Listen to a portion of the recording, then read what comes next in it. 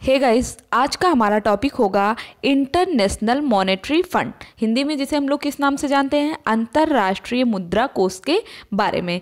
ठीक है, तो आज हमारा टॉपिक है इंटरनेशनल मॉनेटरी फंड। इससे रिलेटेड इसकी स्थापना कब हुई, या अगर हम लोग बात करें जनरल टर्म में इसके क्या यूजेस हैं, किस तरह से कंट्रीज इसका यूज़ करती हैं, या कैसे या लोन देता है, इन सभी को हम लोग समराइज़ करके एक वीडियो में पढ़ेंगे। तो शुरू करने से पहले मैं बताना चाहूँगी that my name is Preeti and आप देख रहे हैं एग्ज़ाम ट्रेंड यूट्यूब चैनल। ठीक, यह हमारा एक प्रकार का एजुकेशनल चैनल है जिसमें आप एजुकेशन से रिलेटेड सभी वीडियोस देख सकते हैं। तो अगर आप कॉम्पिटिटिव एग्जाम की तैयारी कर रहे हैं तो आप हमारे चैनल को सब्सक्राइब कर सकते हैं और डेली हमारा स्टडी मटेरियल देख सकते हैं। तो आइए शुरू करते हैं टॉपिक को। पहला क्वेश्चन है हमारा, पहली बात तो ये जान लीजिए आप कि ये है हमारा इंटरनेशनल ऑर्गेनाइजेशन का पार्ट 2। मीन्स इसके पहले हम लोगों ने इंटरनेशनल ऑर्गेनाइजेशन का पार्ट 1 पढ़ा था, जिसमें हमने पढ़ा था यूनाइटेड नेशंस के बारे में, और उसमें मैंने आपको बताया था कि ये सारी चीज़ें क्या है, यूनाइटेड नेशंस से रिलेटेड हैं। ठीक, तो अब हम लोग बात करेंगे आईएमएफ के बारे में। ये जो आप लोगों देख रहे हैं किसका है, आईएमएफ का, इंटरनेशनल मॉनेटरी फंड का। शुरू करने से पहले मैं आपको एक इम्पॉर्टेंट न्यूज़ बता दूं जो कि लास्ट ईयर का ये 2018 की है।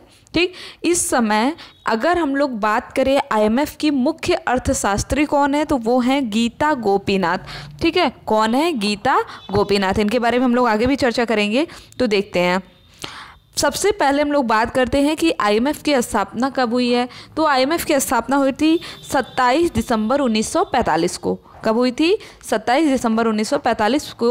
और इसमें मेंबर्स, क्योंकि जो क्वेश्चंस आते हैं वो कहाँ से आते हैं, आईएमएफ में कितने मेंबर्स हैं, तो आईएमएफ में 189 मेंबर हैं। कितने मेंबर हैं, 189, मतलब जो सदस्य देश हैं वो 189 हैं। और इसकी जो हेड हैं इस समय कौन है, क्रिस्टीना लगार्डे हैं। कौन है, क्रिस्टीना लगार्ड, जो कि जर्मनी की हैं क्रिस्टीना लगार्ड, और इस समय वह आईएमएफ की हेड है। इसका मुख्यालय है वॉशिंगटन डीसी। तो 4 हमारे क्वेश्चन तो यहीं से रेडी हो गए। एक बार फिर से पढ़ लेते हैं।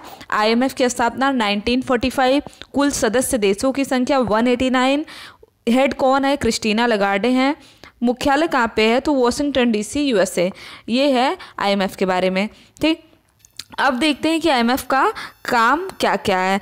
हुआ ये था कि 27 दिसंबर 1945 को 29 देशों ने मिल करके हस्ताक्षर किया था। उसके बाद आईएमएफ की स्थापना हुई थी।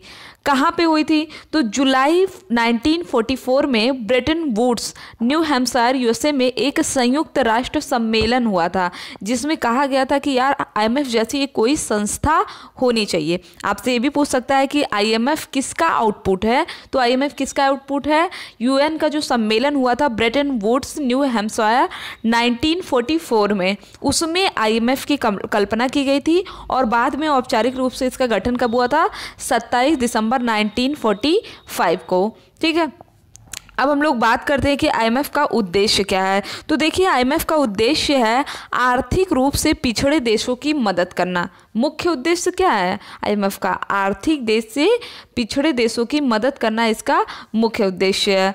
एक क्वेश्चन आता है कि आईएमएफ की जो टोकरी है, आईएमएफ क्या है, एक टोकरी है जो क्या करता है, सभी जगहों से, जैसे हमने मान लिया ये है हमारा आईएमएफ। ठीक, हमने माना ये है आईएमएफ और ये है एक प्रकार की टोकरी।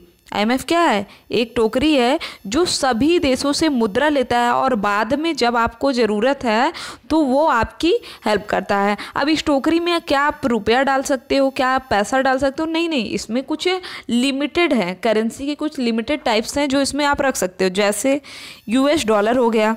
ठीक, इसके अलावा जापानी येन हो गया, ब्रिटिश पाउंड हो गया, युआन हो गया और यूरो। याद रखना, इस टोकरी में आईएमएफ की जो टोकरी या हमसे किस फॉर्मेट में पैसा लेता है, या तो डॉलर में, या तो येन में, या तो पाउंड में, या तो युआन, या तो यूरो में। इन 5 चीज़ों में यह हमसे पैसा लेता है आईएमएफ। रुपया को एक्सेप्ट नहीं करता आईएमएफ। ठीक, तो जिस भी मुद्रा का भार सबसे ज़्यादा होता है उसे मिलता है क्या, उससे मिलता है आईएमएफ में अगर कोई भी डिसीजन मेकिंग है तो उसमें अपनी वोटिंग करने की राइट सबसे ज़्यादा मिलती है। ठीक, तो चलिए देखते हैं आगे हम लोग बात करते हैं कि अगर आईएमएफ की फंडिंग इस समय टोटल कितनी है, तो 2016 तक आईएमएफ की फंडिंग कितनी थी, $666 बिलियन। $666 बिलियन थी IMF की फंडिंग, जिसमें अगर हम लोग बात करें टोटल तो 189 कंट्री हैं, लेकिन जो टॉप कंट्रीब्यूटिंग कंट्री हैं वो कौन कौन सी है, तो इसमें आपको दिखेगा हमारी 8 कंट्रीज़ हैं जो टॉप में हैं। ठीक है, कौन कौन है? नंबर 1 पे है USA। नंबर 1 पे कौन है? नंबर 1 पे है USA। सेकंड पे है जापान। थर्ड पे है चाइना। फोर्थ पे है जर्मनी। फिफ्थ पे है फ्रांस। सिक्स पे हमारा UK एंड सेवन्थ पे हमारा इटली। 8th पे आता है इंडिया। ठीक, तो हमें क्या करना है? फर्स्ट की रैंकिंग याद रखिए और इंडिया की। फर्स्ट पे है USA कंट्रीब्यूशन के मामले में और 8th पे क्या है? हमारा इंडिया है। ठीक, तो इंडिया भी एक इम्पॉर्टेंट रोल, देखिए अगर टॉप 10 में भी होना बहुत बड़ी बात होती है, तो ऑब्वियस सी बात है कि इंडिया एक बहुत ही इम्पॉर्टेंट रोल है किसके लिए? IMF में। ठीक, अगर हम लोग बात करते हैं कि अब IMF काम कैसे करता है, हमें क्या जानना है कि IMF काम कैसे करता है, तो देखिए IMF एक तरह से जो मेंबर्स कंट्रीज़ हैं, 189 मेंबर कंट्री हैं, मैंने आपको बताया है, उनकी इकोनॉमी को देखता है। IMF क्या है? International monetary fund. तो आपका वो हाल चाल तो पूछने आएगा नहीं, ना ही आपका देश दुनिया देखे, वो क्या होगा? आपकी इकोनॉमी देखेगा। इसके नाम से ही क्लियर है, मॉनेटरी मतलब जहाँ पैसे की बात आए वहाँ हम कहाँ जाते हैं? इकोनॉमी पे आ जाते हैं। ठीक, तो IMF सबकी इकोनॉमी देखता है और बहुत से रिपोर्ट्स हैं। अब मैं आपको अक्सर जब करंट अफेयर पढ़ाती हूँ तो उसमें बताती हूँ कि IMF ने क्या कहा है कि ग्रोथ रेट क्या होगी इंडिया की, तो इसी तरह IMF क्या करता है? बहुत सारी जो ग्रोथ रेट है उनको डिस्कस करता है और उसके बाद जिसकी हालत पस्त हो उसको लोन प्रोवाइड करता है। हाँ, कब? अपने मन से नहीं, आप मांग लो, हम आपको लोन दे देंगे, लेकिन आपको वापस करना होगा। अब आपको लग रहा होगा कि IMF के साथ तो वर्ल्ड बैंक भी है। अगर IMF को हम लोग पढ़ रहे हैं इंटरनेशनल मॉनेटरी फंड, तो हमने वर्ल्ड बैंक के बारे में पढ़ा, तो क्या डिफरेंस है अगर हम IMF से पैसा ले और क्या डिफरेंस है अगर हम लोग वर्ल्ड बैंक से पैसा ले? तो मैं आपको एक एग्जांपल देती हूँ। जैसे मान लीजिए आप एक बिजनेसमैन है, आपके पास क्या है? बड़ी बड़ी कंपनी है। मान लीजिए आपके पास 4 बड़ी बड़ी कंपनी है, आप अच्छा खासा पैसा कमा रहे हो, लेकिन जानते हो ना कभी एंड नहीं होती, जो इंसान की नीड्स होती है कभी एंड। और ऑब्वियस सी बात है, हर इंसान को ग्रोथ करना चाहिए। अब 4 कंपनी तो आप ऑलरेडी चला ही रहे हो, क्या है? आपने 4 कंपनियां ऑलरेडी चलाई हैं और इसमें क्या आपको प्रॉफिट मिल रहा है। आपको क्या करना है कि एक 5वीं कंपनी बनानी है। आप चाह रहे हो कि भाई हम एक 5वीं कंपनी भी बनाएं और यहाँ से भी ग्रोथ और यहाँ से भी प्रॉफिट कमाएं। ठीक, अब इनको IMF नहीं लोन देगा, इंटरनेशनल मॉनेटरी फंड, अंतर्राष्ट्रीय मुद्रा कोष इनको नहीं लोन देगा। भाई तुम तो ऑलरेडी 4 कंपनी चला रहे हो, हम क्यों तुम्हें दे 5वीं कंपनी चलाने के लिए? तो IMF लोन नहीं देगा तो क्या इन्हें लोन मिलेगा नहीं?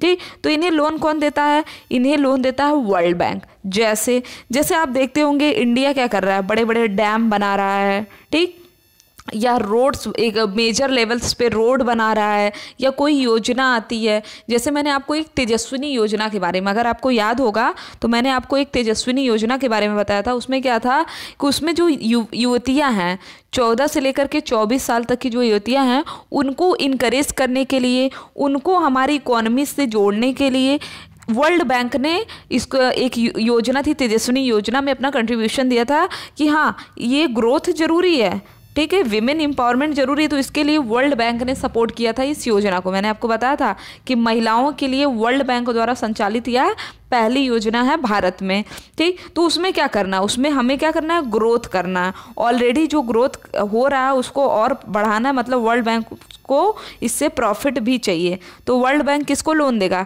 जिसको ग्रोथ में लाना है। किसे देगा? ग्रोथ में जिसको लाना है या जिससे वर्ल्ड बैंक को प्रॉफिट मिल सकता है, वर्ल्ड बैंक उसी को लोन देगा। भारत अब क्या करता है? भारत अब IMF से नहीं, वर्ल्ड बैंक से लोन लेता है ग्रोथ के लिए, ठीक। लेकिन अगर हम लोग बात कर लें पाकिस्तान की, तो वहीं पाकिस्तान किससे लोन लेता है? IMF से, इंटरनेशनल मॉनेटरी फंड से। क्यों?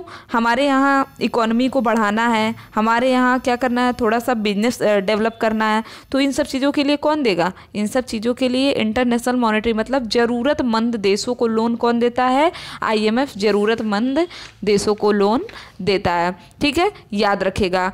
तो इससे हमारी इकोनॉमी पे क्या इफेक्ट पड़ता है, चलिए मैं आपको दिखाती हूँ। दो, ये है हमारा भारत और ये है पाकिस्तान, ठीक। अब यहाँ भारत क्या कर रहा है, वर्ल्ड बैंक से लोन ले रहा है और ये पाकिस्तान IMF से लोन। ऐसा नहीं है कि बहुत ज़्यादा बुरी दशा है, कोई बहुत बुरी दशा नहीं है, बट फिर भी इन जनरल मैं आपको बता देती हूँ।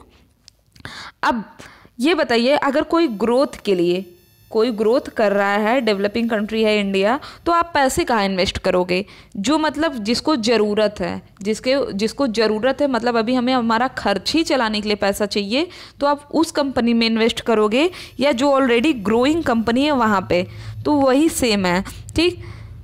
वर्ल्ड बैंक ग्रोथ के लिए करता है। अब भारत किससे लोन लेगा, वर्ल्ड बैंक से ही लेगा ना, IMF तो लेगा नहीं। लेकिन IMF क्या करेगा, जहाँ पर डेवलपमेंट की ज़रूरत है, जहाँ जो डेवलपिंग चीज़ें हैं उनको डेवलप करने के लिए देता है IMF लोन, ठीक है। अब हम लोग बात करते हैं इन्वेस्टर। वर्ल्ड बैंक और IMF से लोन लेने में इन्वेस्टर्स कैसे होते हैं, जो अदर कंट्रीज इन्वेस्ट करते हैं। जैसे कोई कंट्री है, अगर वो इंडिया में इन्वेस्ट कर सकती, क्यों, क्योंकि उसको पता है ये ग्रोइंग है। लेकिन पाकिस्तान में इन्वेस्ट करने से लोग डरेंगे, ठीक। पाकिस्तान में इन्वेस्ट करने से लोग डरेंगे कि यार ये तो IMF से ऑलरेडी लोन ले रहे हैं, इनकी तो अभी ज़रूरत ही नहीं पूरी है। तो इस वजह से इसको याद रखिएगा। और जब प्रोग्रेस के लिए कोई लोन देगा तो ऑब्वियस सी बात है कि नंबर ऑफ़ इन्वेस्टर्स बढ़ते जाएंगे। तो ये था हमारा आज का टॉपिक। आई होप कि पसंद आया होगा। अब मैं आपको थोड़ा सा इसको करंट अफेयर से कनेक्ट करती हूँ। यहाँ पे देखिए, जो आप इमेज देख रहे हैं, ये है इमेज गीता गोपीनाथ की। ये इंपॉर्टेंट है पढ़ना हमारे लिए, क्योंकि यह भारत की पहली महिला हैं जिनको मुख्य अर्थशास्त्री बनाया गया है। कहाँ पे बनाया गया है, IMF में। या भारत में जन्मी है गीता गोपीनाथ, जिनको अंतर्राष्ट्रीय मुद्रा कोष की पहली महिला मुख्य अर्थशास्त्री बनाया गया है, ठीक। तो यहाँ से हमसे पूछ सकता है कि ये मतलब इन्होंने ये कहाँ से बिलोंग करती हैं, ठीक। तो ये बिलोंग करती हैं दिल्ली से। इन्होंने दिल्ली विश्वविद्यालय से पढ़ाई भी किया है, फिर यूनिवर्सिटी ऑफ वॉशिंगटन भी गई हैं। इसके अलावा वह केरल के मुख्यमंत्री की वित्तीय सलाहकार भी रह चुकी हैं, ठीक। तो ये हो गई गीता गोपीनाथ। और ये जो आप इमेज देख रहे हैं, ये इमेज किसकी है, गेस करिए। ये इमेज है क्रिस्टीना लेगार्ड की। किसकी है, क्रिस्टीना लेगार्ड की, ठीक। तो ये थे हमारे इम्पॉर्टेंट पॉइंट्स। अब हम लोग इंटरनेशनल ऑर्गेनाइजेशन को कंटिन्यू रखेंगे, बिकॉज हमारे लिए सभी चीज़ों को जानना जरूरी है। जैसे वर्ल्ड बैंक क्या है, यूनेस्को क्या है, यूनिसेफ क्या है। मैं आपको हर महीने कभी ना कभी यूनिसेफ की चर्चा आ ही जाती है कि यूनिसेफ ने ये किया, यूनिसेफ वो कर रहा है, ठीक। तो हम इन सभी टॉपिक्स को धीरे धीरे कवर करते रहेंगे। ये हमारा टॉपिक किसका है, इकोनॉमिक्स का। इसके अलावा मैंने आपको प्लानिंग कमीशंस पूरा पढ़ा दिया है, और ये इंटरनेशनल ऑर्गेनाइजेशन मैंने अभी शुरू किया है। तो यू डोंट वरी, इसको हम लोग अच्छे से ख़त्म करेंगे। हाँ, अगर आपको वीडियो पसंद आए तो आप चैनल को सब्सक्राइब जरूर करें और ज़्यादा से ज़्यादा लोगों में शेयर करें। तो thank you friends, thank you so much.